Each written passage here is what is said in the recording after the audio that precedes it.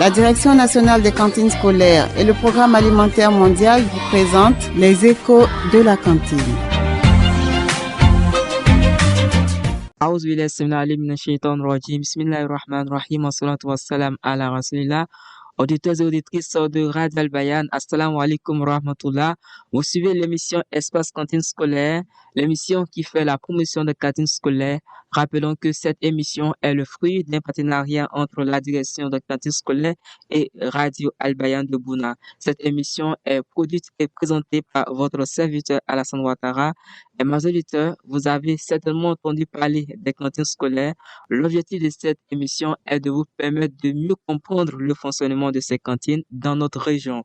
Pour ce faire, nous sommes accompagnés de M. Koulibaly, coordonnateur des cantines scolaires dans le Bunkani. Assalamu alaikum, M. Koulibaly. Alaikum salam. Ok, d'accord.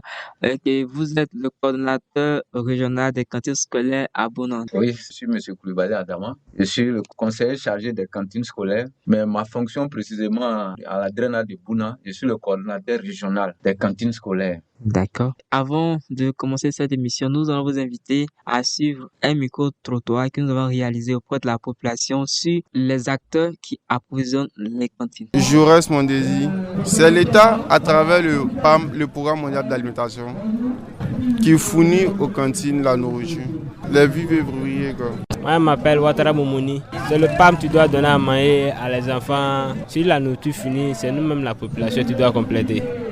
Moi, c'est Ouattara Oumoua. Pour moi, quand la cantine manque, normalement, c'est au COGES du Sansagé, COGES de l'école. Je m'appelle Ousmane Brahima. Ça dépend des écoles. Si c'est une école publique, je pense que c'est le gouvernement rattaché à la DREN qui doit fournir cela, la nourriture. Si c'est une école privée, là, peut-être c'est le directeur de l'école. Maintenant, je pense que pour les cantines publiques, si je me rappelle bien, normalement, dans les débuts, il y a un fonds. Et puis les enfants paient à la cantine.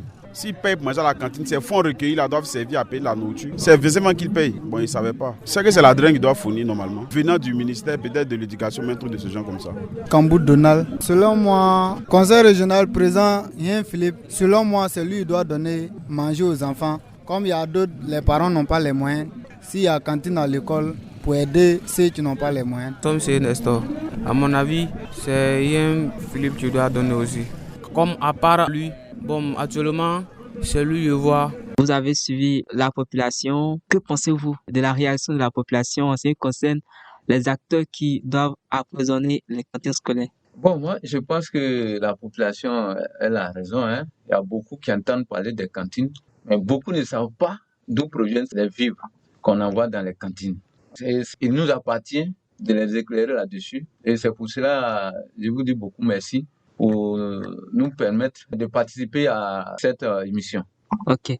Alors, pourquoi les cantines scolaires ont été créées? Il faut dire que le gouvernement ivoirien, afin d'accroître le taux de scolarisation dans l'enseignement primaire et la rétention des élèves tout le long de leur cursus, s'est engagé depuis 1989 avec le Programme alimentaire mondial dans un vaste programme de développement des cantines scolaires pour retenir les élèves à l'école. Surtout pour le cours de l'après-midi. Voilà. Surtout qu'à Bouna ici, la population est en majorité paysanne. Okay. Les gens vont au champ, les enfants quand ils reviennent à midi, ils n'ont rien pour manger à la maison. Donc il est important que les cantines soient là pour leur faire manger à midi. Ne serait-ce qu'un repas chaud pour leur permettre de reprendre les cours dans l'après-midi. Ok. Il existe combien de types de cantines? Il faut dire que dans le Bunkani, nous avons deux types de cantines. Lesquelles? On a les cantines qui sont subventionnées par le PAM. Okay. Et les cantines subventionnées par le gouvernement. Nous avons au total dans le Bunkani 113 cantines. Et sur les 113 cantines, le PAM subventionne 80. Et comment on les appelle en abrégé, ces cantines-là? C'est les cantines PAM ou Margouvendol. Okay. Parce qu'il faut dire que c'est le gouvernement américain qui donne les vivres au PAM et le PAM maintenant donne ça à l'État de Côte d'Ivoire. Et ces cantines, on les appelle le plus souvent les MGD. Margouvendol. MGD. Voilà, en abrégé. Margouvendol et en abrégé MGD. Ok. Et le deuxième pour le type? Gouvernement, c'est GVT. Ok. Le gouvernement qui est GVT en abrégé. D'accord. Donc, retenez qu'il existe deux types de cantines. Les cantines MGD et les cantines GVT. Alors, les cantines MGD sont subventionnées par le PAM. C'est ça. Et les cantines GVT sont subventionnées par le gouvernement. C'est ça. Alors, on sait déjà le nombre de cantines MGD et de cantines GVT dans le Bunkani. Aujourd'hui, quelles sont les difficultés auxquelles ces cantines font face? Bon, il faut dire que à ce niveau-là, il y a deux types, hein, puisqu'on a dit qu'il y a deux types de cantines. Mhm. Pour les cantines Mago Vendôme, MGD, il faut dire que ces cantines fonctionnent pratiquement tous les jours, sauf le mercredi, où les enfants ne peuvent pas avoir un repas chaud à midi. Ce fait est dû au fait que le PAM veut se retirer. Par le passé, même les 5 jours ouvrables là, le PAM donnait à manger. Mais cette année, nous sommes dans la phase 2 du programme Mago Vendôme. Et ils ont décidé de retirer le mercredi dedans. Or, en retirant le mercredi, c'est-à-dire que les enfants n'auront pas à manger le mercredi. Et si on ne fait pas attention ce mercredi-là, les matins, même les cours du matin, il y a beaucoup d'enfants qui ne vont pas venir à l'école. Et c'est pour cela, nous, à ce niveau-là, nous avons dit aux parents, partout où nous passons, nous avons dit au groupement que nous sensibilisons de faire en sorte que les vivres qu'ils vont donner là puissent être servis pour le repas de mercredi. Et déjà, il y en a qui ont déjà compris. Mais il y a beaucoup de villages encore qui n'ont pas encore compris. Et c'est là que réside notre difficulté. Parce que le PAM se retire un peu. Et nous notre rôle, c'est d'attirer un peu leur attention là-dessus pour qu'ils puissent prendre en charge les cantines dans son approvisionnement et dans son fonctionnement, après le retrait du PAM. D'accord. Maintenant, pour ce qui concerne les cantines GVT, là, c'est très compliqué même à ce niveau. Parce que le gouvernement ne donne que 23 jours de fonctionnement. Okay. Et après les 23 jours, les enfants sont là. D'accord. Il n'y a plus de vivre sur le terrain. D'accord.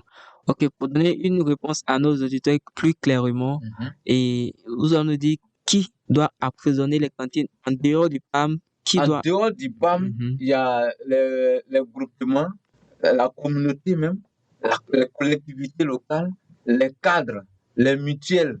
Tout cet ensemble-là est appelé à soutenir la cantine. Ok. Dans les cantines GVT, est-ce le gouvernement seulement qui doit approvisionner ces cantines ou ces collectivités aussi doivent aussi soutenir ces cantines? Les collectivités doivent soutenir ces cantines. À ce propos même, nous avons fait une note de plaidoyer que nous avons adressée au conseil régional depuis l'année passée. Et nous attendons les réactions. Voilà. Ok, d'accord. Et comme vous l'avez dit, plusieurs entités doivent soutenir les cantines scolaires dans le Bunkani. Mais l'état de lieu, aujourd'hui, quelles sont les entités qui arrivent à soutenir ces cantines dans le Bunkani? Aujourd'hui, les entités qui arrivent à soutenir, il faut dire que la majorité, ce sont nos groupements. Okay. Voilà. Quelques rares fois, les collectivités ont réagi. Sinon, la majorité, c'est nos groupements. Et on peut avoir le nom de quelques groupements? Ah, il y en a beaucoup. Nous avons, par exemple, les groupements au niveau de Bouna. Nous avons les groupements comme l'Agabenou de Kopengue. Nous avons le Morobereba de Kalamon. Nous avons le Sieneka de Kakota. Nous avons le groupement aussi de Nyandege. Il y a des Bébina de Bania. Il y a au moins 26 groupements comme ça qui ont réagi cette année. D'accord. C'est un total de 54 groupements dans notre draine.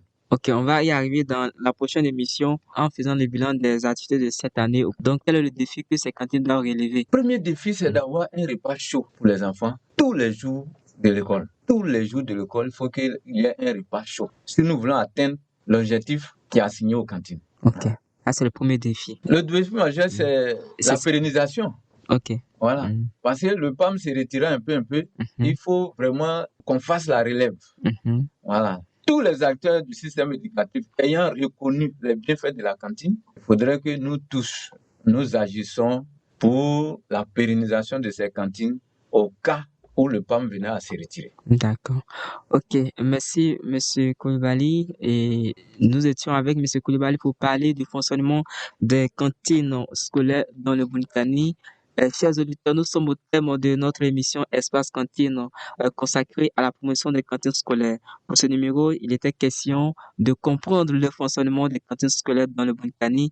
Et nous étions accompagnés de M. Koulibaly, coordonnateur des cantines scolaires dans le Bunkani, Rappelons que cette émission est le fruit d'un partenariat entre la direction des cantines scolaires DCS et la radio Al-Bayan de Bouna. Cette émission a été produite et présentée par votre serviteur Alassane Ouattara. Merci de l'avoir suivi et à bientôt pour un autre numéro, Inch'Allah. Assalamu alaikum wa rahmatullah.